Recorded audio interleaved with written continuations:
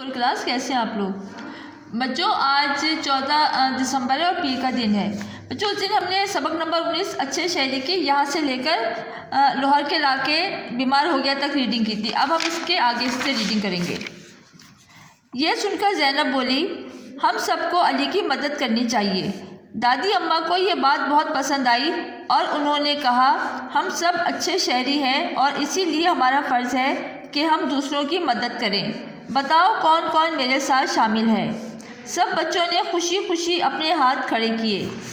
दादी अम्मा ने बच्चों से कहा, सब बच्चे अपने अपने घरों से झाड़ू लेकर आएं और वक्त की पाबंदी का मुजाहरा करते हुए आधे घंटे के अंदर अंदर मेरे पास पहुंच जाएं, क्योंकि अच्छे शहरी वक्त की पाबंदी करते हैं।